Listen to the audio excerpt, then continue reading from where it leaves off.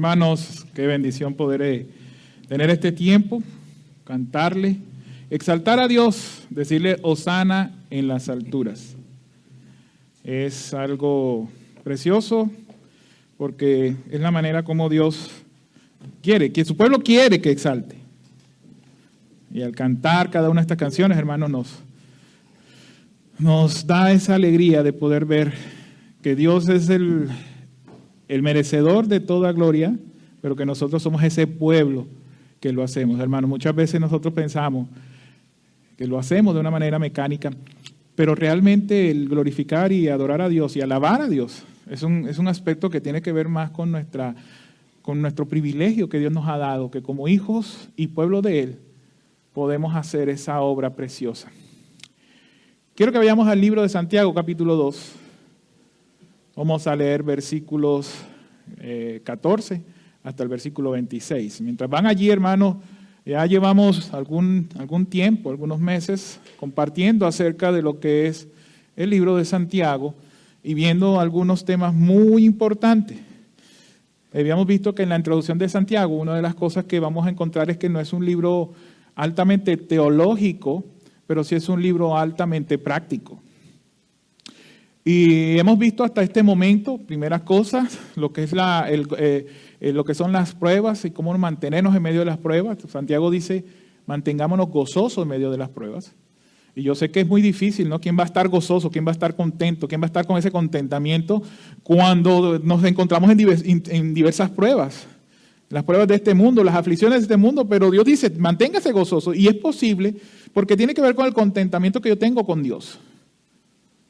Ese contentamiento me lo da Él y por eso, a pesar de que las dificultades de este mundo sean algo claro y algo que no podemos cambiar, entendemos que es por la gracia de Dios que nosotros seguimos adelante.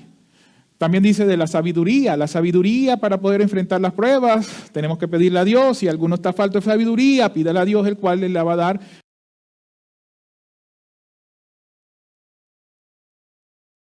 Habla acerca de lo que es el hermano con la humildad que debemos tener. La humildad, la fe nos debe llevar a eso, a vivir una vida humilde.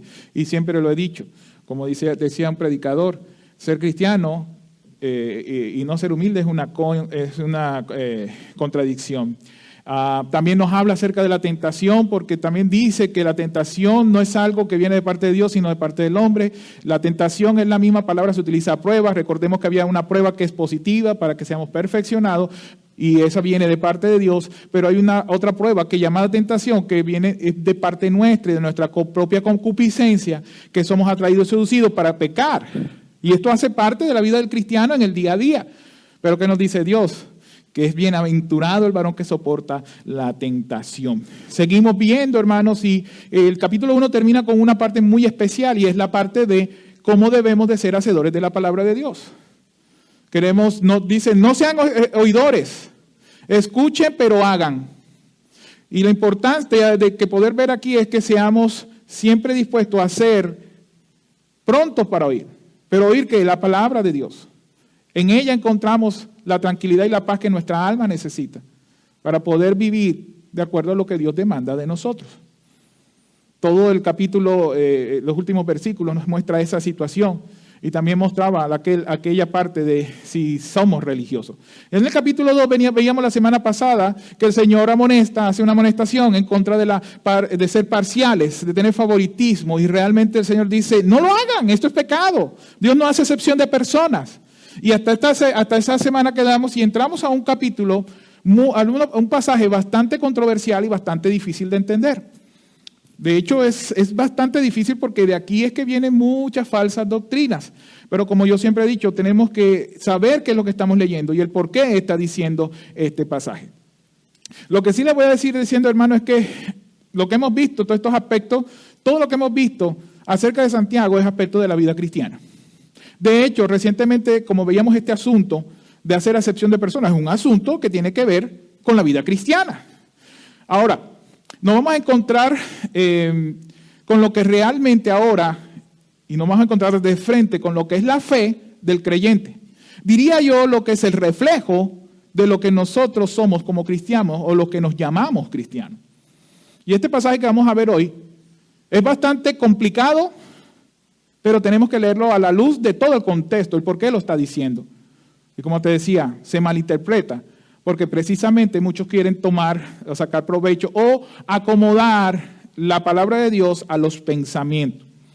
¿Sí? De hecho, yo puedo decir de que aquí hay muchas de estos pasajes que vamos a leer hoy, se toman bastantes posiciones erróneas de que la salvación es por obras, pero que realmente lo que está mostrando es cómo las obras son un reflejo de lo que es la fe genuina en el glorioso Salvador. Hermanos, y al leer toda la carta de Santiago, te das cuenta que en los versículos, en capítulo 2, 14 al 26, vamos a encontrar la centralidad. Este pasaje va a hablar de toda la centralidad de lo que es el libro o toda la carta que Santiago escribió. Aquí vamos a encontrar la razón, aquí vamos a encontrar como un resumen real de lo que Santiago quiere decir, lo que nos quiere comunicar. Es como decir, es como la columna vertebral de toda la carta. Capítulo 2, versículos 14 al 26. Pero cuando tú lees este pasaje, te vas a encontrar y pareciera que hubiese un conflicto. ¿Un conflicto entre quién? Pareciera que fue un conflicto de los escritos de Pablo con los escritos de Santiago. ¿Sí? Porque Pablo, una de las cosas que siempre está haciendo énfasis es que la salvación es por medio de la fe, no por las obras de la ley. Pablo siempre está haciendo el énfasis de que tiene que ser salvo creyendo en Jesús. Pablo realza lo que es la gracia de Dios por medio de Jesús. Y esto es bastante interesante, pero también habla de algo muy importante, cómo debes de vivir ya que creíste en Jesús. Y como le decía, parece que Santiago hubiese una oposición, pareciera, pero realmente no es así. Pareciera que lo que Santiago está diciendo fuera diferente a lo que Pablo está diciendo. Santiago muestra que la única manera que el ser humano sea justificado es por medio de la fe en Jesucristo, pero él hace un énfasis, no tanto en la fe, sí lo menciona y sí lo explica, sino en la manera como esa fe se demuestra ante los demás. Esa es la gran diferencia y por eso hay ese conflicto.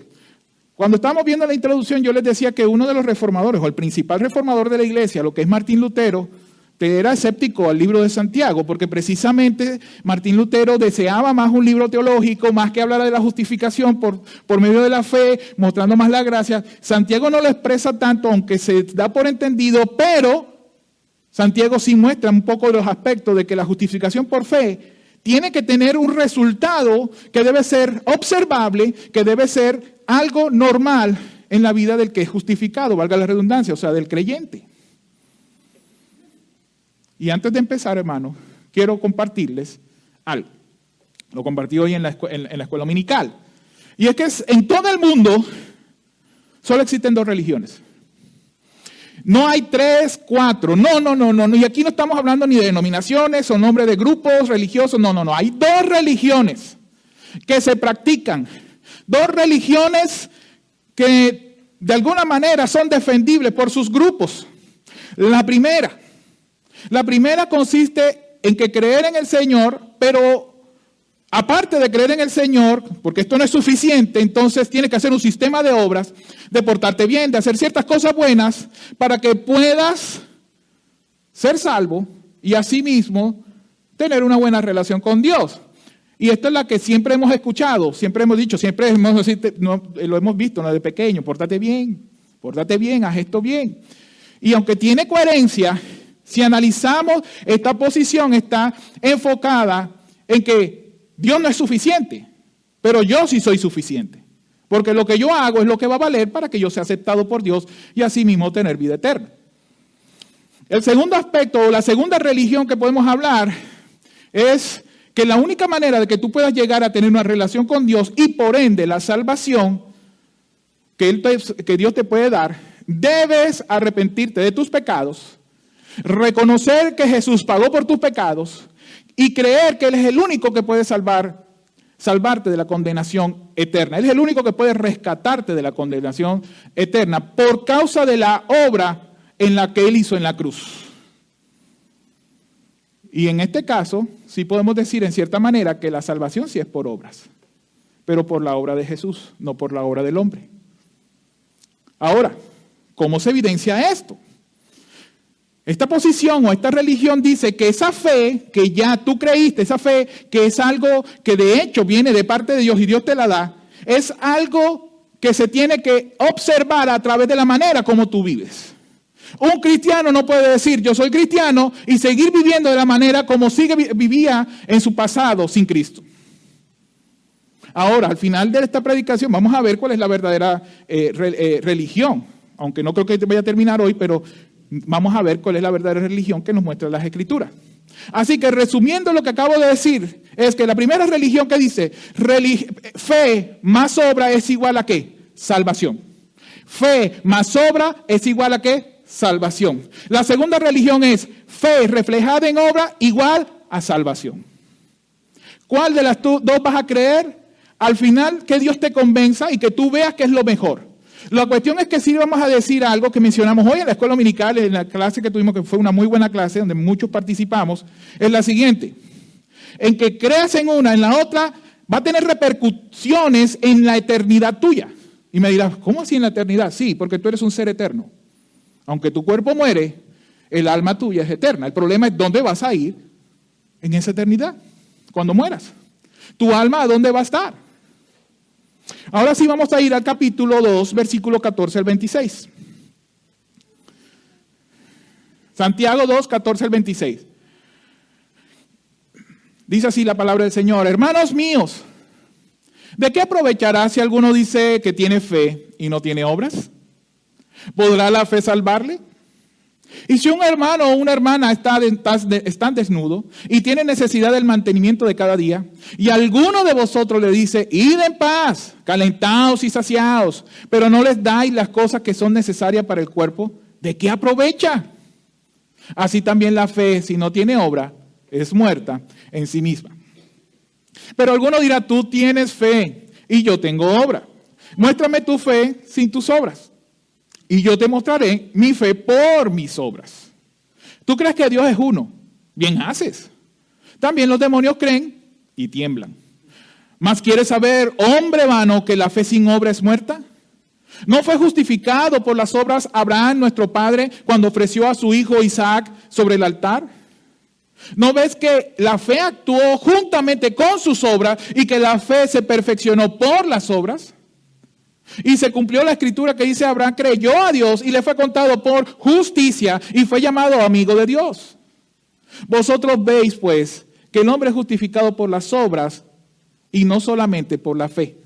Asimismo también Rahab, la ramera, no fue justificada por obras cuando recibió a los mensajeros y los envió por otro camino. Porque como el cuerpo sin espíritu está muerto, así también la fe sin obra está muerta. Padre, gracias. Gracias por tu palabra, porque en ella somos confrontados. Y hoy te pedimos, Señor, en un pasaje como esto, que suele ser complicado, ayúdanos, Señor, a que nos reveles qué es lo que tú quieres decir con estos pasajes. Ayúdanos a entender, Señor, que tú lo que demandas de nosotros es que vengamos a ti arrepentidos, reconociendo quién eres tú, y que eso es suficiente para que podamos ser salvos de la condenación eterna.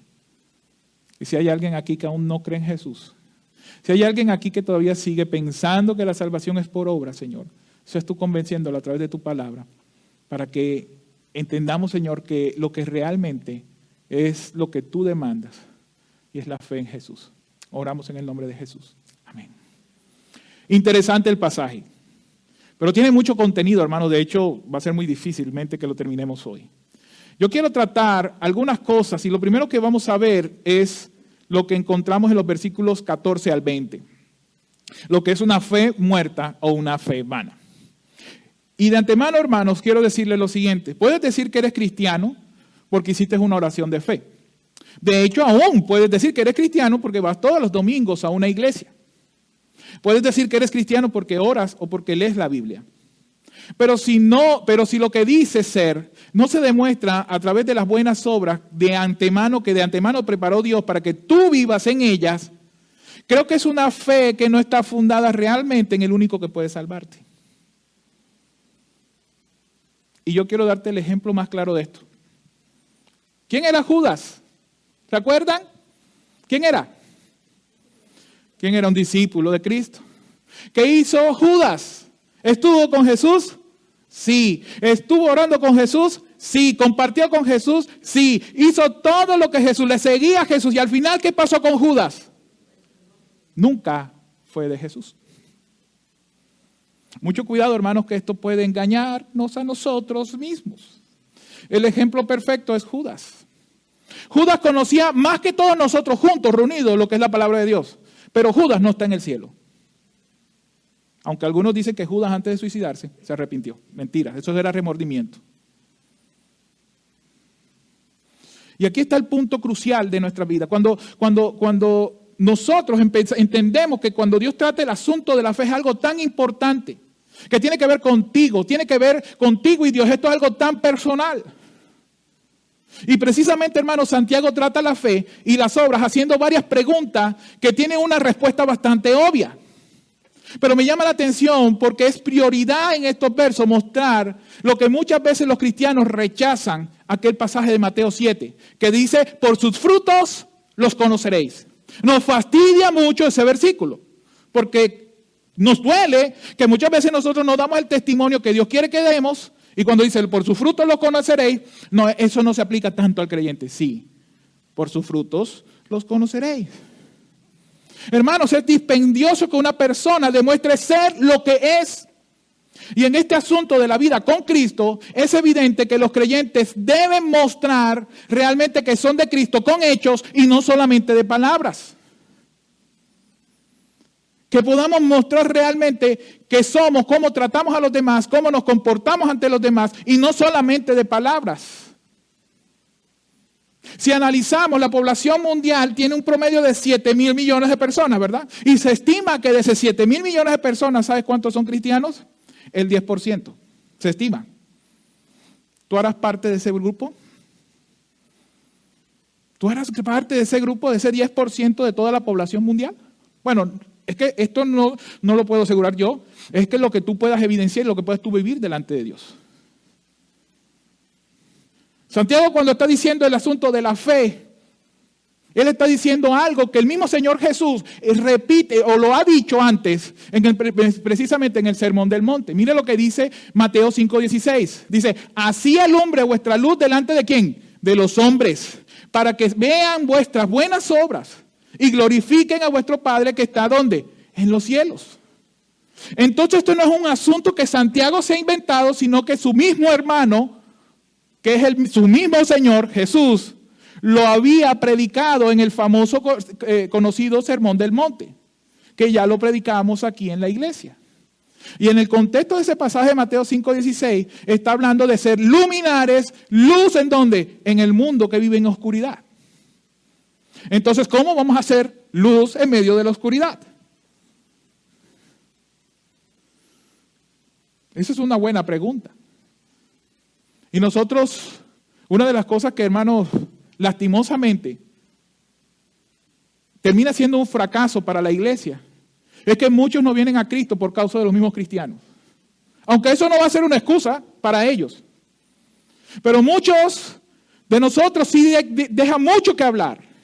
Que por causa de tu testimonio alguien no venga a Cristo, hermano, evalúa quién eres. Porque aquí hay un problema bien grave.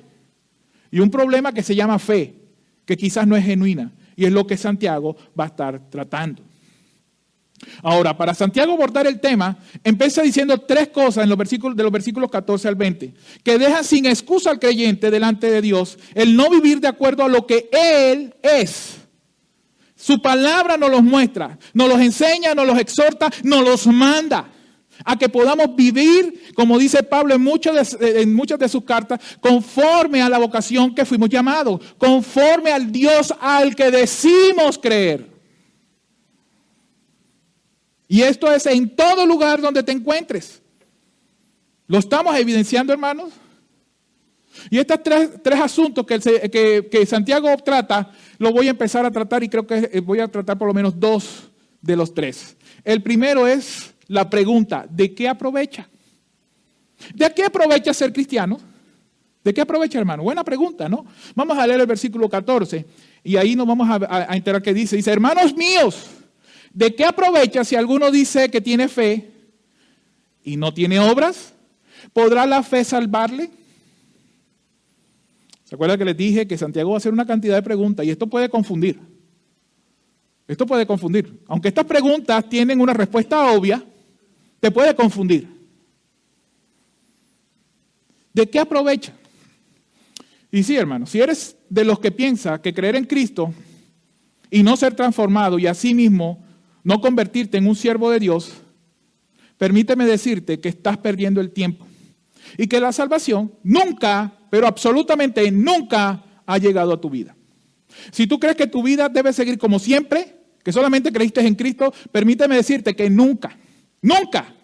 Y es que, hermano, un creyente no puede estar viviendo siempre en las mismas. Siempre viviendo, dañando al cónyuge, dañando vamos a ponerlo general, al prójimo. Porque no está evidenciando realmente que esa fe que dice creer, entre comillas, no está haciendo un efecto en su vida. Y pasa el tiempo y todos pensamos que sí. Y escuchamos un mensaje y nos da un remordimiento. Oh, sí, creo que estoy fallando, pero sigues en las mismas. Mucho cuidado porque te estás engañando a ti mismo. Por eso Santiago dice, ¿de qué aprovecha? Ahora, yo quiero empezar, hermanos, con la anotación que hace antes de tratar todo este asunto de la fe y obra. Es que Santiago empieza con dos preguntas, ¿sí? Pero antes de hacer la pregunta, ¿qué dice? Hermanos míos. Y hermano, no lo veas como un regaño. Míralo como lo siguiente. Dios te está tratando tan tiernamente que te dice, hijo mío. Santiago sentía ese dolor y ese amor por sus destinatarios generales, hablando así, diciéndole, hermanos míos, ¿de qué aprovecha? ¿De qué aprovecha realmente? ¿Y cuál es la pregunta? ¿De qué aprovecha si alguno dice que tiene fe y no tiene obras? Esa primera pregunta nos vamos a encontrar con un contraste. El primer contraste es fe y obras, ¿cierto? Fe y obras. Pareciera que fueran dos palabras diferentes, aunque sí lo son, pero aunque fueron constantes, a la vez son relacionadas. Porque una no puede estar suelta de la otra. Aunque la primera es fe, la segunda obras, están relacionadas las dos. Y precisamente, hermanos, cuando tú escuchas esto y analizas tu vida, tú que dices creer, cuando decimos, yo creo en mi Diosito. Sí, porque mi Diosito lo hará. Porque queremos a un Diosito, que entre comillas lo sabemos, pero que les quiero decir, hermano, no es Diosito, es Dios. Ese Diosito nada más lo queremos para que nos solucione nuestros problemas, nuestras enfermedades, nuestro dinero, pero nunca mi vida transformada. Entonces, ¿de qué aprovecha tu fe? Dime, ¿en qué Diosito crees? Porque así como lo haces de pequeño, es tu vida. Perdida en el pecado. No hay cambio, no hay transformación. Esto es una realidad, hermanos. Si queremos escapar y hacer un lado este asunto de mi vida delante de Dios. Y posiblemente cuando estoy hablando un tema de esto, quizás te choque, quizás no te interese en este momento. Pero tienes que ser confrontado, tenemos que ser confrontados con la verdad que las Escrituras nos están diciendo acerca de lo que es la fe nuestra. Todo el mundo puede creer en Dios, hermanos. Todo el mundo puede decir, yo creo en Dios, se lo creo, muéstralo. ¿Cómo lo vives? ¿Cómo lo evidencias? ¿Eso tiene sentido? Tiene sentido, hermano. Porque así como el doctor que se recibió y tiene su título, ¿dónde pone en práctica? En un hospital, mostrando con excelencia la profesión que estudió. Estoy poniendo un ejemplo quizás aislado. Pero hermano, tu profesión de fe que hiciste algún día tiene que estar respaldado con una vida íntegra delante de Dios. Y cuando hablo de íntegra, no es que en un aspecto eres bueno y en otras cosas no. No, en ninguna manera, hermano. Esto tiene que ser algo integral de cómo vives tu vida. Las Escrituras nos dicen acerca de la fe, es que sin ella es imposible ¿qué? Agradar a Dios. Y es claro, porque la fe es algo intangible, es algo que quizás tú no puedes ver en cuanto a tu relación con Dios, pero a la vez es observable, porque después tiene que haber evidencia de que tú agradas a Dios por medio de la fe con una vida que esté evidenciando y mostrando a Cristo. Pero no queremos esto. Nos cuesta aceptar nuestra realidad. Hermanos, Dios lo que quiere es transformar nuestra vida. Hay muchos pasajes en las Escrituras que eso lo dice. 2 Corintios 5:17 dice que de modo que si alguno está en Cristo, ¿qué pasa? Nueva criatura es. Las cosas viejas que pasaron y aquí todas son hechas nuevas. No lo sabemos hasta de memoria. ¿Lo vivimos? ¿Somos evidencia de eso? Hermano, no te engañes. No nos engañemos pensando que nosotros sí somos esas buenas criaturas. Somos esas nuevas criaturas que somos hechos conforme a lo que Dios ha hecho, diferente, algo nuevo. Eso implica que la vida pasada quedó allá, que ya tú no puedes volver a tenerla y volver a vivir conforme a lo que antes te gozabas. Y sabes una cosa, hay muchos cristianos que sin Cristo vivían mejor que con Cristo, entre comillas. Muchas personas que moralmente sin Cristo, cuando dijeron de ellos que no tenían a Cristo, vivían de una manera moral mejor que cuando recibieron a Cristo, porque su testimonio da vergüenza. Y sí te quiero decir eso, en el mundo está lleno de personas que piensan que su vida moral es lo que Dios quiere y necesita para que tú seas aceptado, para que seas aceptado delante de Él. Pero Dios dice, no, primero es cree en mí. Tú no puedes cambiar por tus propios medios. La Biblia encierra que todos somos pecadores y que necesitamos a alguien que haga una transformación. Necesitamos a alguien que nos dé vida. Necesitamos a alguien que cambie por completo nuestro ser para que podamos agradar a Dios, porque Dios es santo. Por eso dice, ¿de qué aprovecha si tú dices que tienes fe, pero tu vida no evidencia ser un verdadero cristiano? Y recuerda una cosa, cristiano no es igual a pensar que Dios en la Biblia está dando una cantidad de prohibiciones, que Dios está satanizando, porque muchas veces pensamos eso entre cristianos, sataniza absolutamente todo. No, hermano, permíteme decirte que no es así. La vida cristiana es la libertad que Dios te da por medio de Cristo en la cruz, es la libertad de vivir una vida agradable, genuina delante de Dios y de constante transformación hasta el día que el Señor te lleve a tu presencia. Pero nunca va a ser una excusa que tú digas, es que yo no voy a cambiar porque yo soy así. ¿Qué pasó? Esa es la situación. ¿Cómo vivimos eso? ¿Cómo evidenciamos que somos de Cristo?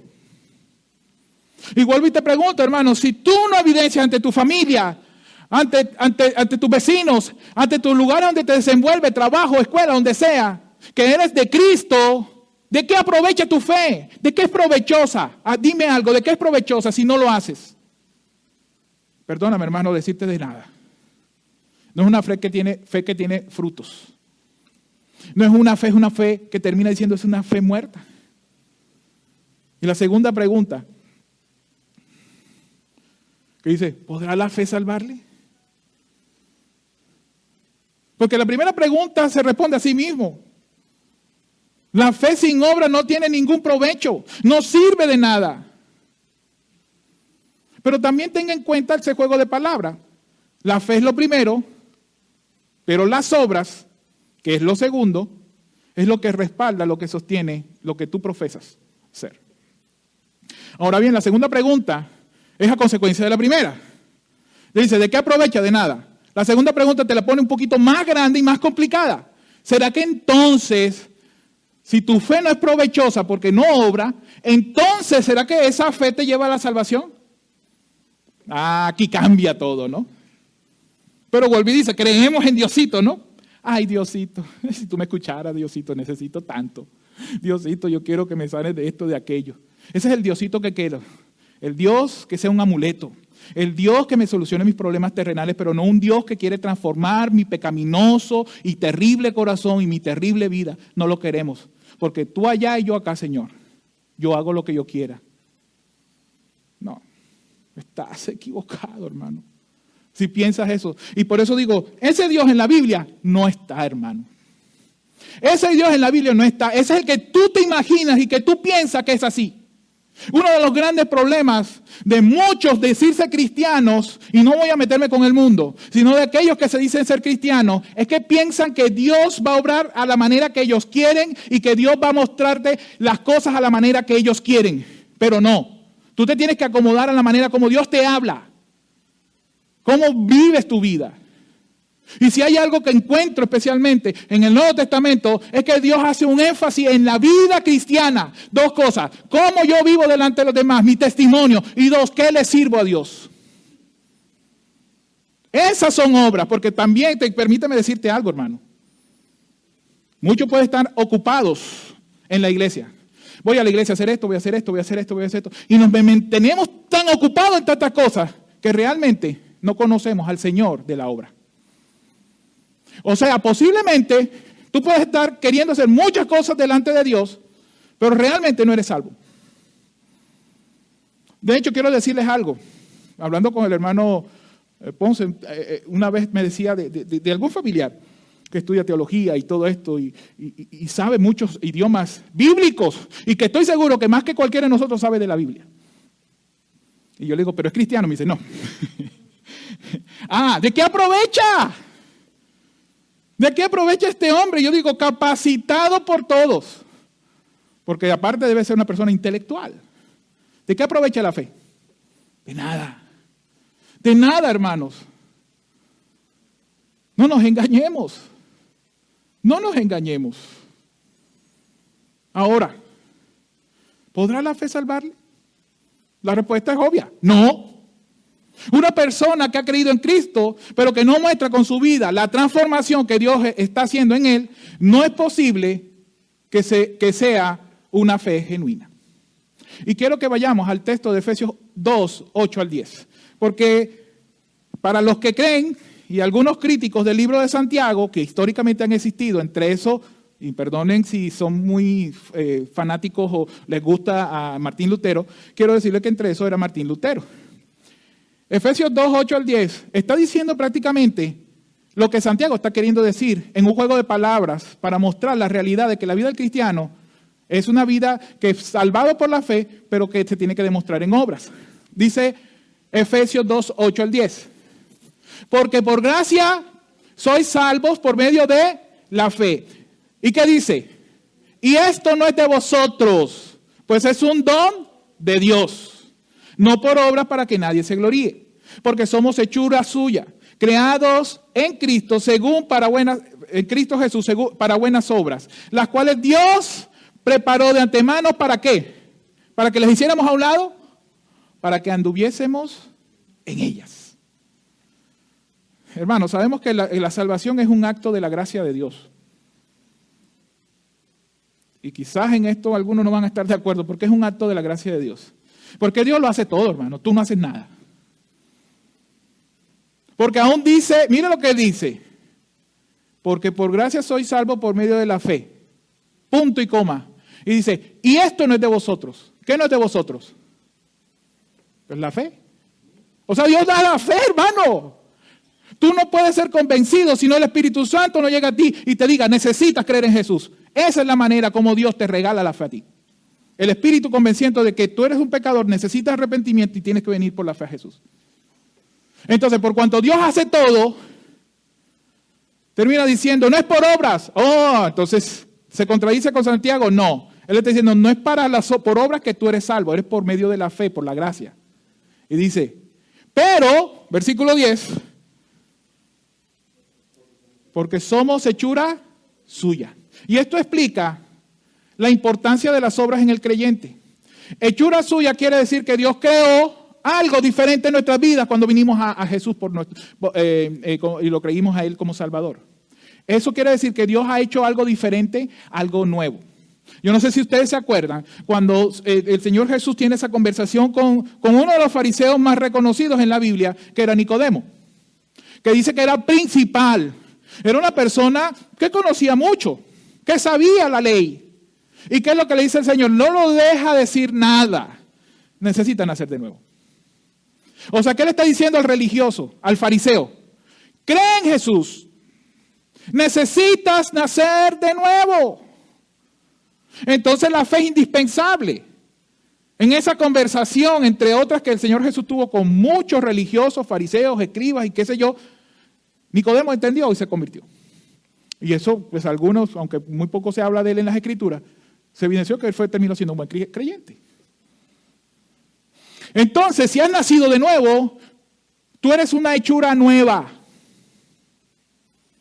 Tú eres una persona que ha sido nueva, renacida en Cristo, lo cual te lleva a tener una actitud diferente frente a la vida que vives.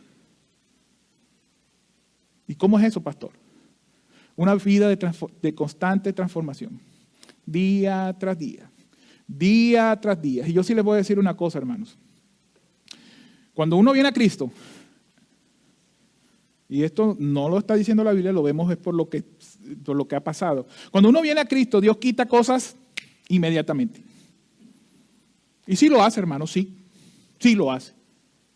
Pero hay otras que Él va transformando día tras día, día tras día, día tras día. El problema es que muchas veces nosotros no queremos que seamos transformados. Pero Dios dice, yo hice una obra para que tú andes en ella, porque tú eres hechura mía. Y sí puede ser, porque yo te hice a ti diferente ahora en Cristo. Ahora vive conforme a lo que yo te llamé. ¿Cómo? Como una hechura de Dios.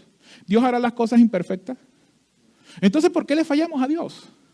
Entonces, ¿por qué vemos muchas vidas de cristianos sumidas en una muerte espiritual casi? Inmadurez. Carácter fuerte, carácter que no quieren ser transformados porque el orgullo puede más que Dios. ¿Qué pasa ahí? Es porque entonces creo que todavía no ha llegado a la salvación. Y suena fuerte, hermanos, pero es la realidad que las Escrituras nos encuentran. Así que, hermanos, realmente cuando vemos los escritos de Pablo, guiados por el Espíritu Santo, y los escritos de Santiago, también guiados, inspirados por el Espíritu Santo, ¿qué sucede? No se contradicen. Se relacionan, porque están diciendo lo mismo en diferentes palabras.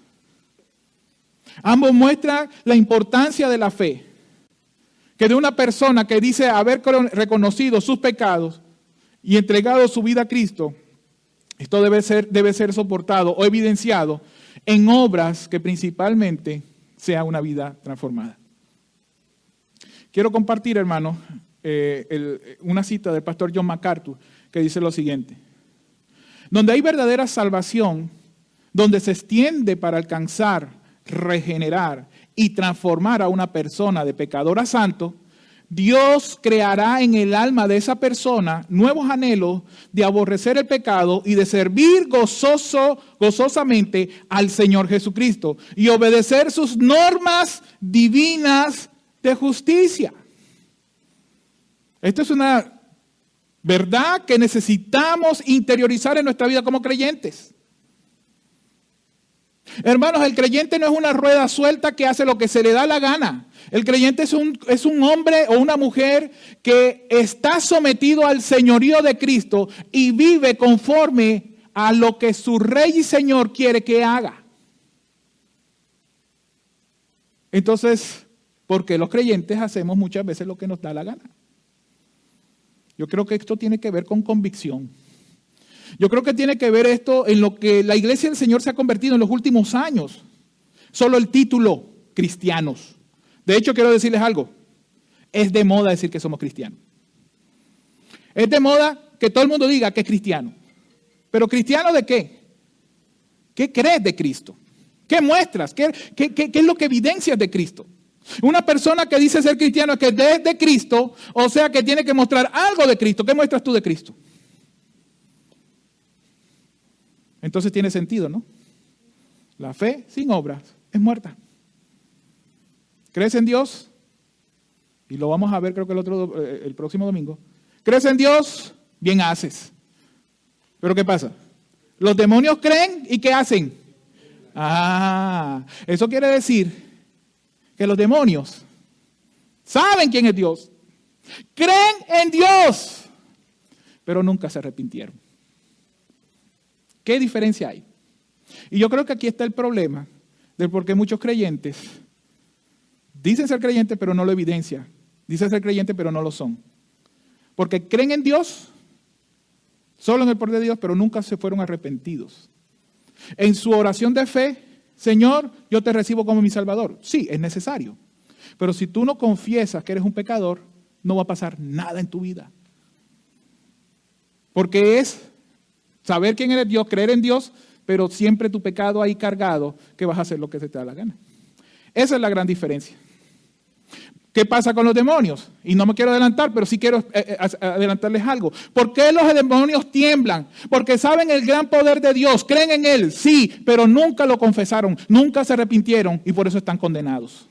Bueno, esa es la misma situación de que muchos que dicen ser creyentes y aún los del mundo siguen rechazando a Dios. Nunca sus vidas han sido transformadas, por lo cual, ¿qué sucede? Están condenados. Duras palabras, sí hermano, pero es la realidad. Esa es la realidad que las Escrituras nos muestran. Ahora vamos a ver otro aspecto, otra cosa, y es la falsedad de la fe. Versículo 15 al 17.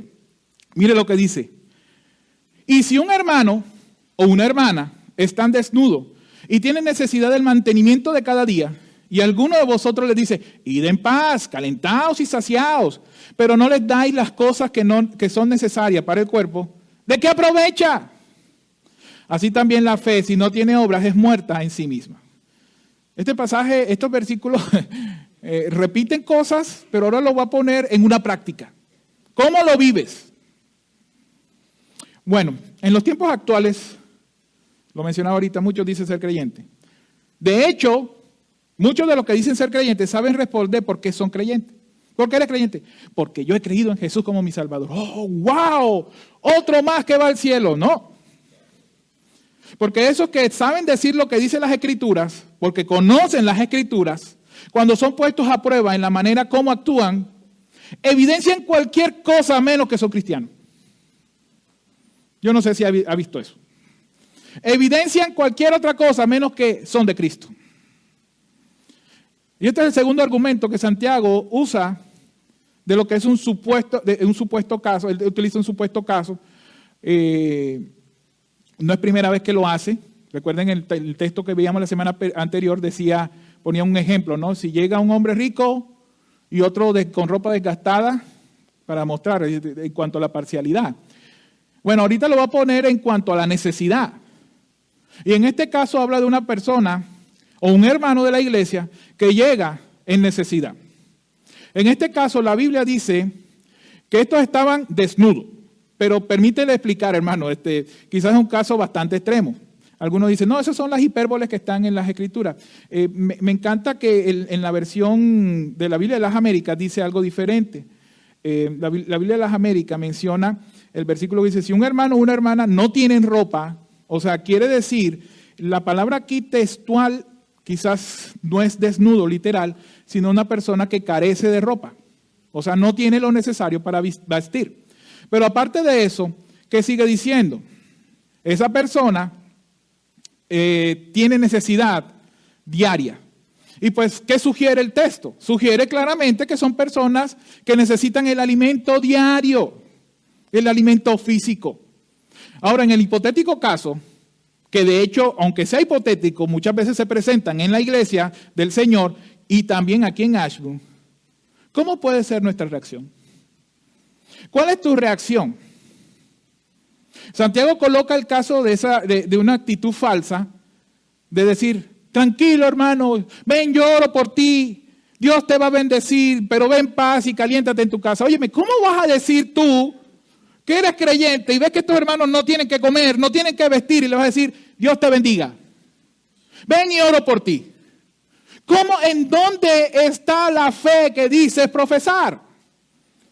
Y ya aquí viene la práctica. Vuelvo y te digo, aunque es un caso hipotético, es una realidad que puede pasar. No de esta manera, sino de muchas maneras en la iglesia. Por eso considero que cuando Santiago coloca esto, está mostrando la actitud falsa de un creyente que no es creyente. Por eso dice, ¿de qué aprovecha? ¿De qué aprovecha qué? ¿De qué aprovecha la fe? Segunda vez que lo menciona. ¿De qué aprovecha la fe si mandas a los que no tienen necesidad a que se vayan a calentar y que vean cómo hacen en su casa? ¿De qué aprovecha? ¿De qué aprovecha cuando tú sabes la necesidad de un hermano que necesita tu apoyo, tu incondicional oración, tu incondicional amistad? Y le dices, vaya y ve en paz. ¿De qué sirve cuando un hermano, una familiar o alguien está en esa necesidad de escuchar un mensaje, palabras de ánimo? Tú dices, haz lo que quieras. Esa es la actitud más falsa que puede existir en el cristianismo. ¿De qué aprovecha? ¿De qué aprovecha? Y por supuesto, ¿de qué aprovecha esa fe? Hermano, nuestra respuesta natural nunca es para el bienestar del hermano, es para el bienestar mío siempre. Y si hay algo que identificaba a la iglesia cuando inició, es que ellos, por cualquier necesidad espiritual, material, de lo que sea, en la iglesia ellos la suplían. ¿Cuál es la diferencia entre ellos y nosotros? Ellos no tienen el mismo espíritu, el mismo Espíritu Santo. Ellos tienen, les fue predicado el mismo evangelio que los llevó a Cristo. Hermanos, y nosotros somos puestos a prueba en diferentes situaciones, similares, parecidas, en diferentes formas. Pero volví y te pregunto, ¿cuál es mi actitud entonces? Y yo quiero que pienses en este pasaje de 1 Juan 3:17. Dice, pero el que tiene bienes de este mundo y ve a su hermano tener necesidad y cierra con él su corazón, ¿cómo mora el amor de Dios en él? Pregunta confrontante. Y hermanos, y quizás esta es una situación que decimos aquí en este país, nunca vamos a encontrar algo. Hermano, eso lo dices tú. Eso lo dices tú. Aquí hay gente con necesidad. Entonces, ¿de qué aprovecha la fe? ¿De qué aprovecha tu fe? Ahora la pregunta que te digo, para que lo tengas en cuenta. ¿Sabes de qué necesidad tienen tus hermanos? ¿Sabes de qué necesidad tienen tus hermanos? ¿Sabes de qué necesidad tienen? ¿Sabes si aquí en la iglesia hay alguien que está necesitado de algo? Yo creo que muchos no sabíamos que el hermano Ponce estaba hospitalizado. Muchos no sabíamos de Neida, que está malita. Muchos no sabemos de otras situaciones. Pero ¿cómo vamos a saber si no conocemos a los hermanos de la iglesia? ¿Cómo vamos a saber si decimos somos una comunidad y nos reunimos aquí, pero no sabemos quién es el hermano?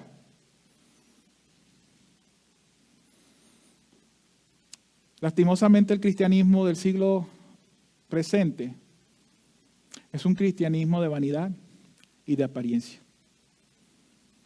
Pero sigue pensando que esa vanidad y esa apariencia te va a llevar al cielo. Cuidado te sorprende Dios, hermano. Cuidado te sorprende. Hermanos, es muy común encontrar fe falsa en este mundo. Hoy en día pareciera que está de moda eso. No importa. Y hermanos, lo triste es que no solamente en las iglesias, los pastores, líderes, los que se llaman de cualquier forma, están evidenciando una fe falsa. Porque no han entendido la verdadera fe. No han entendido que solamente el Espíritu Santo puede vivir. Y me encanta hoy, y vale la pena decirlo, cuando estábamos viendo, hoy terminamos, Miguel, ¿cuántos meses llevamos estudiando la vida de Esteban? ¿Como 4 meses, Miguel? Miguel no está por aquí. ¿Como 4 meses, verdad, mi hermano? Como 4 meses en la vida de Esteban. ¿Sabe qué pasó con Esteban? ¿Qué se dice de él? ¿Que era qué? Lleno de qué? Del Espíritu Santo. Un hombre que predicó el evangelio, que lo vivió y que a pesar de eso, ¿sabe qué sucedió en su vida? Por causa de esa fe genuina, terminó siendo el primer mártir. Y me encanta ponerlo de ejemplo porque dirá, pastor, ¿pero qué tenemos que ver con nosotros aquí? Sí, esa es la fe genuina. La fe que mostraba con su vida quién era, pero también hablaba con su boca quién era Jesús. Y aunque con acusaciones falsas lo llevaron a la muerte, él vio la gloria de Dios. Está con el Señor. Hermanos, ¿no es el mismo Espíritu Santo que estaba en Esteban, no está en nosotros? Vuelvo y te pregunto. Esa es la actitud. ¿Cuál es nuestra actitud frente a lo que Dios está diciendo en cuanto a confrontarnos a esa fe? Por eso lo que digo, lo que yo vivo tiene que estar soportado y sostenido en lo que yo digo ser. O sea, ¿cómo? En nuestra vida. Si tu vida no muestra realmente que eres una persona que ha sido transformada y que día a día puedes mostrar la gracia de Dios que hay en ti ante los demás, creo que debes reevaluar tu vida y si necesitas arrepentirte, debes hacerlo y volver a Dios. Esa es la necesidad, hermano. Y lo bueno es que Dios te da la oportunidad de evaluar quién soy. Evalúo mi fe. Ok, mi fe, ya el Señor me dijo que mi fe tiene que estar reflejada en ¿qué? En obras, en un servicio. Y yo empiezo a reevaluar. Pero si mi vida es un rencor, es pecado, es una vida, poder tener, ¿cómo es que se llama? Excesos en cosas, bebidas, vidas del mundo, y hacer lo que a mí se me da la gana, y de borracheras y de esto, entonces yo evalúo y yo digo, espérate, Dios me dice que mi vida tiene que ser, ¿cómo es que se llama? Soportada en una obra. ¿Qué? Vida cristiana y servicio a Dios. Si tú dices, está el servicio, pero no la vida cristiana, espérate, aquí está mal la cuestión. Reevalúo y entonces si necesito volver a decirle, Señor, me arrepiento y creo en ti como Salvador, porque esa es la única opción. Si no ves estas actitudes en tu vida, entonces necesitas reevaluar tu fe, porque tu fe es una fe falsa. Y esto es honestamente lo que nos dicen las Escrituras. Si tú crees y te evalúas según este pasaje que no estás cumpliendo, entonces tienes que entender que tu fe es una fe que no es genuina, que no es verdadera, porque no está soportada y apoyada en lo que Dios demanda de ti. Hermanos, no juguemos a ser cristianos, porque nos quemamos. Dice las Escrituras, y quiero terminar con esta frase del pastor Miguel Núñez. Y lo voy a repetir 2 veces, porque ya lo he dicho aquí. Hay una cosa peor que no ser cristiano, y es no serlo y creer que lo eres. Vuelvo y lo repito. Hay una cosa peor que no ser cristiano, y es no serlo y creer que lo eres. Esa es la realidad de muchos. Creer que son cristianos. ¿Y por qué siguen creyendo que son cristianos? Porque no van a la fuente, que es la palabra de Dios, para saber cómo es la vida de un cristiano. Porque leyendo y estudiando las Escrituras, no quieren ser confrontados con lo que Dios dice para un cambio de vida, para una transformación que solo puede hacer el Señor Jesús en tu vida. Hermanos, no nos engañemos, pero sí les animo que podamos hacer una evaluación en mi vida. ¿Será que sí? Lo bueno, hermano, es que estás a tiempo de revertir esa situación. Y puede cambiar eso en tu vida, viniendo a Cristo como tu Salvador, reconociendo el pecado, lo pecador que eres, y reconociendo que solo Jesús puede salvar tu vida. Hermanos, con esto quiero terminar, pero pensando, hermanos, que es Cristo. Claro, Jesús es indispensable para que seas salvo, en tu corazón, en tu vida, arrepintiéndote. Y si hay alguien aquí que todavía cree que son sus obras, sí creo en Dios, recuerda, los demonios creen y tiemblan y son condenados. Entonces, debes entender que no solamente saber quién es Dios, necesitas reconocer que ese Dios es santo, que tú eres un pecador y necesitas arrepentirte. Y que ese arrepentimiento te va a llevar a reconocerlo a Él como el único remedio para que la ira de Dios no llegue a tu vida. Cristo es el único remedio. Reconoce tu pecado. Reconoce a Jesús como tu Salvador y tu Señor en tu vida, en tu corazón. Y estoy seguro que no solamente vas a ser salvo, sino que eso se va a evidenciar en una vida transformada, en una vida que está caminando en las obras que ya Dios preparó de antemano para que tú vivieses en Él. Y yo quiero que en estos momentos tú te tomes un momento y que pienses un momento, hermano. Si quieres, agacha tu cabeza, si quieres, pon tu cabeza erguida. Yo no sé, pero lo que queremos es que tú puedas tener un momento ahorita en pensar qué es tu fe, dónde está tu fe, cuál es la fe que tú profesas. ¿Será que esa es la fe que Dios quiere de mí? ¿Esa es la fe que Dios me habla en su palabra? ¿O es una fe que yo me he inventado? Piénsalo. Piénsalo, porque Saliendo de aquí puede ser demasiado tarde. Las obras no te salvan, pero la fe se refleja en obras que Dios te ha puesto que hagas. Deja de luchar con tu orgullo, deja de luchar contigo mismo, deja de luchar que te las sabes todas, deja de luchar con lo que no está en las Escrituras y más bien busca el rostro de Dios y reconócelo. Hermanos, es mejor hacer un alto hoy y no perderlo por la eternidad. Reconozcamos quién es ese Dios poderoso que puede restaurar nuestras vidas, puede transformarlo en una manera cotidiana, en una manera que Él quiere quitar lo que no está bien de nosotros. Dios quiere perfeccionar tu vida porque Él es santo y quiere que tú seas santo. Pero hermanos, dejemos de jugar a ser cristianos. Eso es un juego peligroso, más peligroso que cualquier juego inventado. Porque vives convencido por el enemigo y por tu conciencia que ya tienes la salvación ganada cuando realmente estás perdido y eternamente condenado. ¿Quieres vivir eso? ¿Quieres seguir en tu incredulidad? ¿Quieres seguir pensando, yo sigo así estoy bien? Bueno, bien puedes. Pero quiero decirte que eso tiene unas consecuencias eternas. Hermanos, y con esto no te estoy diciendo de que no tienes que pecar, dejar de pecar porque si pecas pierdes la salvación. No. Yo no estoy diciendo aquí que todos seamos perfectos. Aquí yo lo que estoy diciendo es que tu fe te tiene que ser evidenciada en una vida que vive Cristo. Que a pesar de tus falencias, Dios está transformando tu vida. Pero Él es el único que puede obrar. Él es el único que puede quebrantar tu orgullo. Y es el único que puede hacer la obra para que evidencies ante el mundo que Jesús es el único que salva, que restaura y que cambia cualquier vida. Que sea Dios ayudándonos y que podamos ser sensibles siempre a su voz.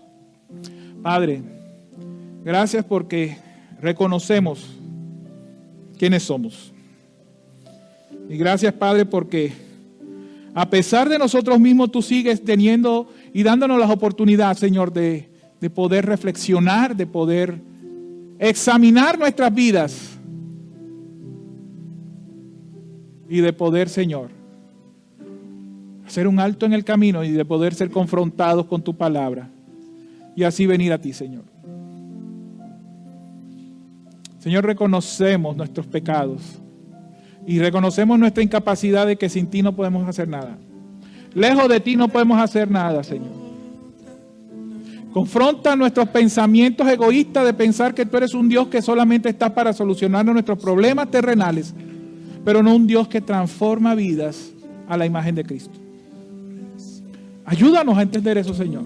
Quebranta si es necesario nuestro corazón para que esto pueda ser una realidad en nuestras vidas. Y que así, Señor, tú seas glorificado en todo lo que hagamos. Quebrántanos, Señor, lo necesitamos. Para que tú seas glorificado a través de ese quebrantamiento. Oramos, Señor, por tu iglesia. Bendícela y guárdala. Guíala en todo momento, Señor. Y que tu palabra sea siempre el centro de nuestras vidas para hacer lo que tú quieres. Oramos en el nombre de Jesús. Amén. Póngase de pie, iglesia. Que el Señor haga su obra en nosotros. Que su palabra tenga poder en nuestras vidas. Amén. ¿Cuántos quieren ser transformados por el Señor? Amén.